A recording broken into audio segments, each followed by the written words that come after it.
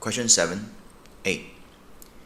State the use of TMS and the D2O in the NMR. TMS, the full name is tetramethylsilane, which look like this one.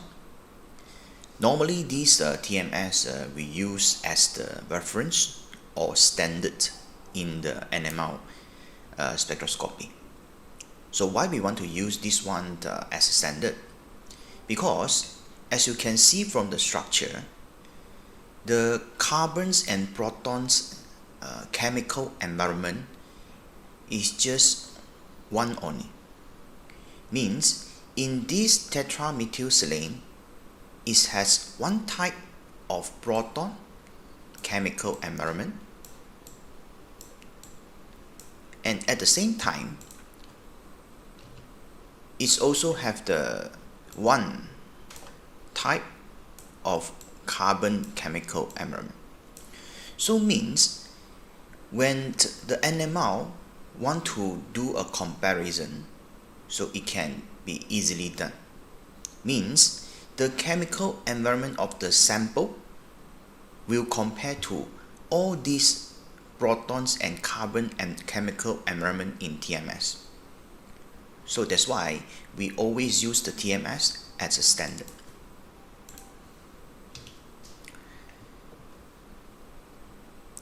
For the D2O, let's look at this equation. When we have alcohol, this alcohol will undergo proton exchange with the deuterium in D2O. So means after this exchange, the OH will become OD. So means before we use the D2O, we will see one signal for this OH. After we use D2O, after this proton being exchanged by the deuterium from this OD, these signals will disappear. So it will give a singlet here, and this one, no signals in the NMR. That's why D2O is always used as a solvent that used to identify the presence of OH and the NH protons.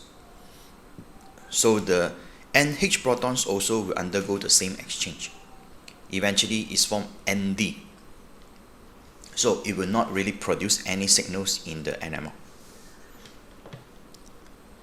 Part B.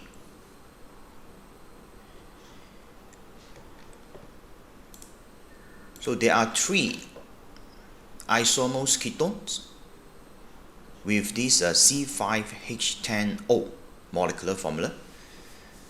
So they are pentane 2-non, pentane 3-non, and 3-methylbutanone. So these three compounds, the structures is look like this one. So this one is pentane 2-non, pentane 3-non, and 3-methylbutanone. So now the question is, how many peaks that we'll observe in the proton NMR and the carbon NMR for these three compounds? So let's start with the proton NMR. So for this proton NMR, we need to know how many different protons chemicals environment. So for the pentane 2-non, this one. So this one is one proton chemical environment. This is another one. They are different. And this is another one. This is another one. So they are all different proton. They are not equivalent. So therefore, for this pentane 2-non, it will form 4 peaks or 4 signals in the protons NMR. For this pentane 3-non, so we can see that this is one type of proton. This proton is equivalent. It means they are similar, right? Equivalent means both will produce one signal. and this one and this one, they are equivalent, and both will produce one signal. So means total it will produce two signals only. So here, the numbers of peaks observed is 2.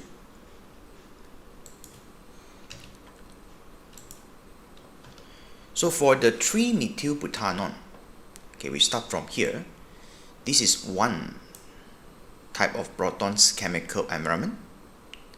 So this is another one. So it will produce one signal, and these two protons, they are equivalent.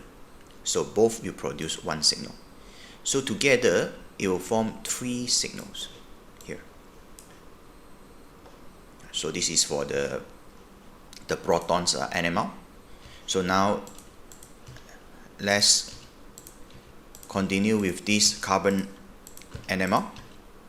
So carbon 13 NMR, we need to of course refer to the carbon. So for this pentane 2 non, so this one will produce one signal. So this one will produce another signal. This will produce another one. This will produce another one. This will produce another one. Because they are different carbons, they're having a different chemical environment. Therefore, it will produce 5 signals or 5 peaks for this carbon 13 NMR. For this pentane 3 non, so these and these, they are equivalent. So we'll produce one signal. These and these, they are equivalent. We'll produce another signal. This one is the carbons that produce the last signal. Means in this pentane 3 non, it will produce 3 signals or 3 peaks, because it's having the 3 different carbons environment. For this 3-methylbutanol, so this will produce one signal, so second signal, third signal, and this one, these 2 carbons, they are equivalent, it will produce the 4th signal. Means for this 3-methylbutanol, it will produce 4 signals or 4 peaks here.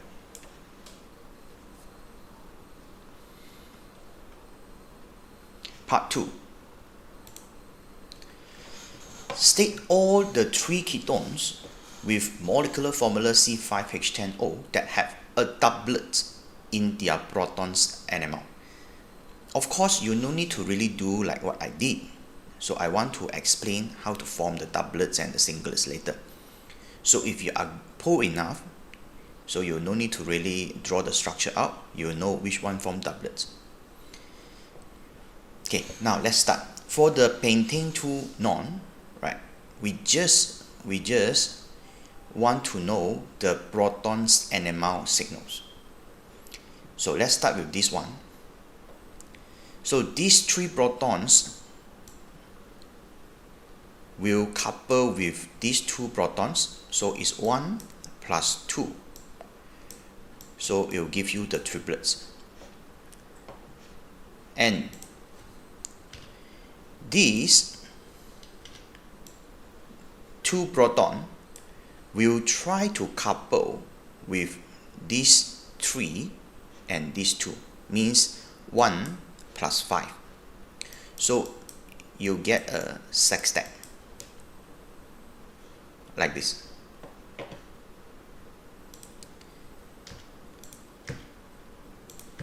These 2 proton will just couple with these 2.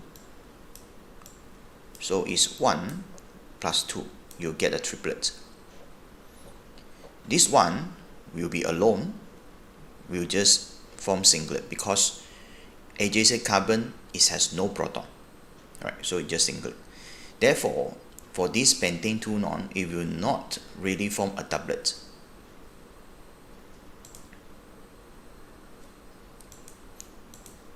but it will form a singlet. So therefore, you can put this pentane 2 non in this the following part. So a singlet in their proton NMR, so you put this pentane 2 non. For this pentane 3 non, so let's start from this proton. Again, this one is 1 plus 2. So it will give you a triplet here, something like this. And this one will couple with this 3, 1, 2, 3. So 1 plus 3. So it's give quartet. Of course, this proton and these 3 protons same as this. So because they are equivalent, so it will generate the similar signal. Means this one will form, these 2 protons will form quartet, these 3 protons will form triplets.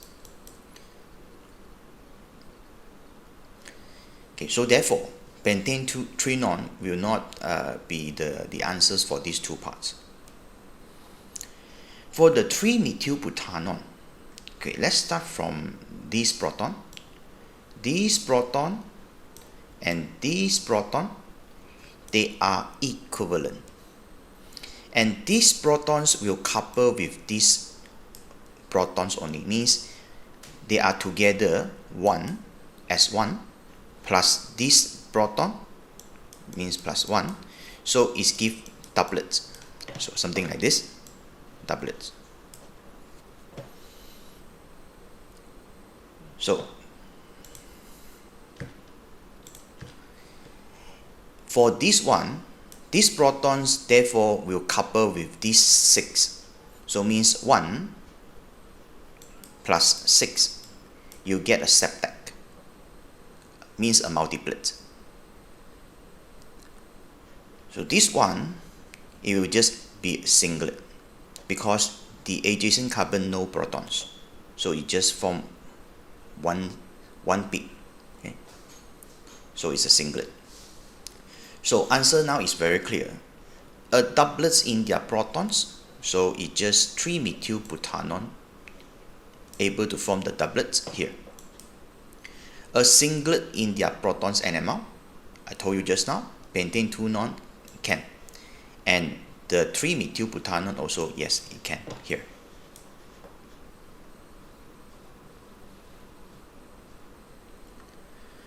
Part C. So we have this cortisone, this compound. Part 1, deduce the numbers of chiral carbons in this molecule. So by now you should be able to identify the chiral carbon easily because this is AS. So you need to identify the carbon with 4 different groups. So I show 2 examples. Let's say this carbon with 1 group, 2 groups, 3 groups, and 4 different groups. So therefore, this is a chiral carbon. And you need to be careful on this 3-way intersection, because when you see a 3-way intersection and it's not a benzene ring, so it's telling you this carbon is going to have another proton. So proton here is as 1 group, and this is another group, this is another group, this is another different group. So therefore, this carbon is a chiral carbon. Use a similar method. In this molecule, you find 6 chiral carbon. 1, 2, 3, 4, 5, 6. Okay, you can do it by your own later. Right, so just try it. Part 2. So these molecules will react with the sodium borohydride. Sodium borohydride, now you should know, is a reducing agent. And this reducing agent is suitable to use to reduce aldehydes and ketones. And this is in AS as well. In this molecule, as you can see, there are 3 ketones or 3 carbonyl groups here. So 1, 2, 3. So for this ketone, we know that after it's reduced, it need to add 2 hydrogen. This oxygen will get 1 hydrogen, and this carbon will get another one. So this is how the reductions happen for this carbonyl group. So therefore, each of these carbonyl is going to add 2 hydrogen, 2 hydrogen, 2 hydrogen. So total need to add 6 hydrogen. Molecular formula already given. So therefore, it's asked what is the molecular formula of the organic compound form after the reduction. So you need to add 6 hydrogens only. So means these molecular formulas that given, you need to add 6 hydrogen. That's the answer. Part 3. This molecule, cortisone, is optically active molecule because it has chiral carbon. Explain what it means by optically active. So optically, or optic means light, is something that deal with lights. Means this molecule can interact with the lights, especially the lights we call polarized light. So what is polarized light? The polarized light is the light that travel at one direction, just one direction. So when this polarized light pass through one enantiomers, let's say positive enantiomers, so it will rotate the light to positive angle. So that's why we call positive enantiomers. If let's say this light, this polarized light pass through the others enantiomers, let's say negative enantiomers, it will rotate to negative angle but same magnitude. Means let's say this one, it will rotate positive 15 degree. So this one will rotate negative 15 because they are enantiomers. So we say that this enantiomer, because it can rotate the light, the polarized light, so we say that they are optically active. That's the meaning. Substance that able to rotate the plane of polarized light, okay, in the opposite directions. Okay, that's all. Thank you.